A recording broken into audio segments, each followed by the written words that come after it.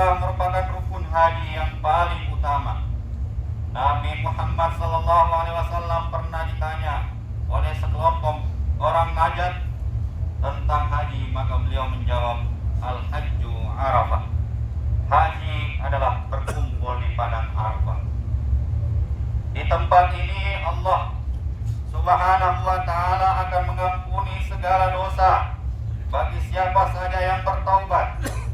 Allah akan mengabulkan segala pinta bagi siapa saja yang memohon. Maka Rasulullah SAW bersabda, Ma min yawmin aktsaru an yu'tikallahu fihi 'abdan minan nari min yawmi Arafah. Ia adalah hari yang mana Allah lebih banyak membebaskan hamba-hambanya dari neraka kecuali di hari Arafah. Hadis riwayat Muslim dari Aisyah radhiyallahu anha. Jamaah haji yang dirahmati oleh Allah Subhanahu wa taala. Begitu besar kasih sayang Allah yang telah dicurahkan kepada kita. Padahal kita ini hanyalah seonggok tulang yang berbalut daging yang terus membungkus aib dan maksiat sepanjang tahun. Membaca Al-Fatihah saja belum fasih, sholat kerap tidak khusyuk dan malas berjamaah. Berzikir hanya di ujung lidah, tidak sampai menyentuh hati. Entah mengapa kita dipilih oleh Allah Subhanahu wa ta'ala menjadi orang yang bisa bersimpuh di tanah Arafah ini. Mungkin berkat doa kedua orang tua kita, kiai-kiai kita, guru-guru kita, tetangga-tetangga kita, fakir miskin yang selalu mendoakan kita, dan orang-orang saleh yang berkenan memohonkan ampun untuk semua manusia yang berumur dan dosa seperti kita.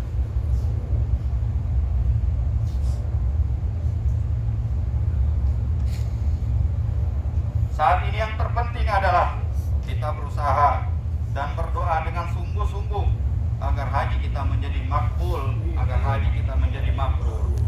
Rasulullah SAW bersabda, Al-Hajjul mabrur laisa lahu jazaa'un illa jannah. Haji mabrur tiada pahala yang paling pantas bagi mereka kecuali surga Allah Subhanahu wa ta'ala. Maka dari itu para ulama memberikan pengertian sebagai haji mabrur. Yang pertama, bahwa haji mabrur yang bersih dari dosa diambil dari kata albir, yaitu ketaatan. Kemudian di makna lain juga Imam Nawawi menjelaskan tiada balasan bagi haji mabrur kecuali surga adalah ganjaran bagi orang dengan haji mabrur tidak hanya sebatas penghapusan sebagian dosa. Mabrur itu yang mengharuskan ia masuk surga. Ma'asyiral muslimin yang dirahmati oleh Allah Subhanahu wa taala. Imam Suyuti, Jamaluddin As-Suyuti menambahkan, haji mabrur adalah haji yang diterima dan dibalas dengan kebaikan, yaitu pahala.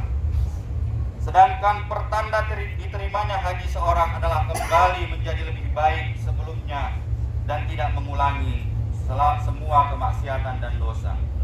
Kami ulangi, haji mabrur adalah menjadi lebih baik dari sebelumnya dan tidak mengulangi dosa dan kemaksiatan.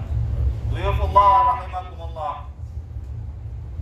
Jabal Rahmah yang tidak jauh dari tempat wukuf kita ini mengandung pembelajaran sangat berharga bagi kehidupan manusia.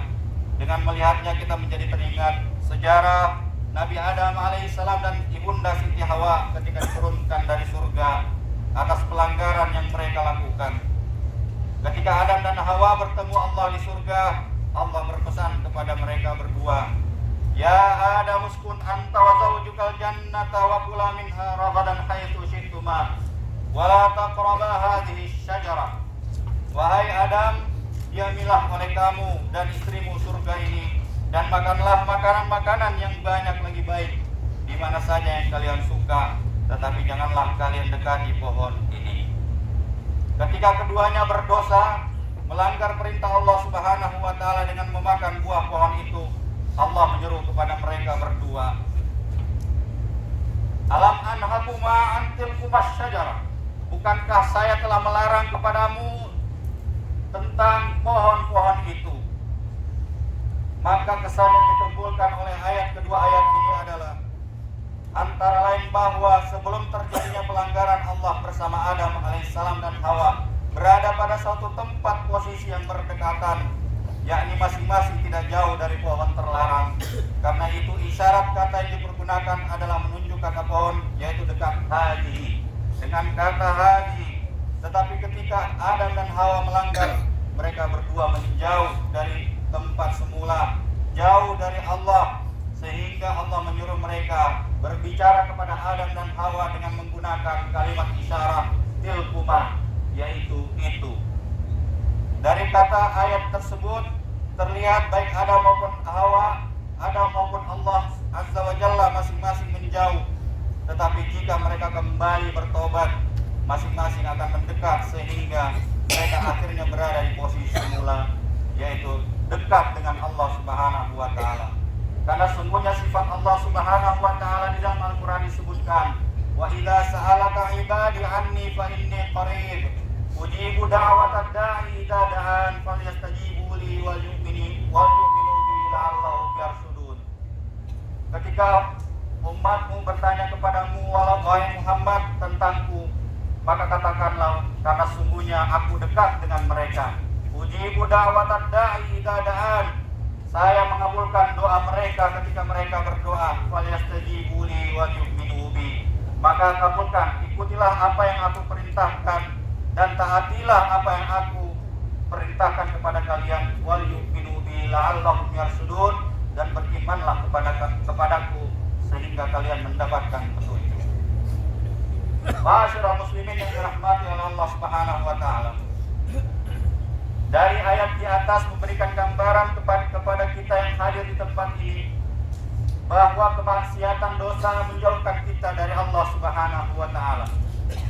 Meskipun Allah dekat dengan kita, tapi ada penghalang yang begitu tinggi sehingga kita merasa jauh dari Allah Subhanahu wa taala. Olehnya itu momentum wukuf di Arafah ini, marilah kita merajut diri kita untuk mendekatkan diri kepada Allah.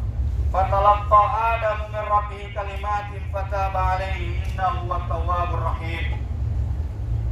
Adam menerima kalimat-kalimat Allah itu kemudian bertobat kepada Allah. Maka Allah menerima taubatnya, sesungguhnya Dia Maha penerima taubat lagi Maha pengasih. Maka tiada yang salah bagi kita ketika hadir di padang Arafah ini untuk tabah bertobat kepada Allah Subhanahu wa taala atas segala kesalahan yang telah kita lakukan dan memohonkan ampunan kepada Allah Subhanahu wa taala. Sebagaimana sifat seorang manusia yang disebutkan adalah al-ins, senantiasa menginginkan keharmonisan. Maka selain kita bertobat kepada Allah Subhanahu wa taala, hubungan kita juga terhadap sesama manusia harus selalu diperbaiki. Ketika kita merasa diri kita jauh terhadap keluarga, saudara, tetangga dan sebagainya, maka mendekatlah dengan memperbaiki hubungan, saling memaafkan, sehingga kehidupan harmonis yang senantiasa menjadi ciri khas seorang manusia itu bisa tercapai di dalam diri kita. Ma'asyiral muslimin yang dirahmati oleh Allah Subhanahu wa taala. Terakhir, Allah Subhanahu wa taala sebelum mewajibkan haji, maka Allah mengutus Ibrahim alaihissalam di kota Mekkah.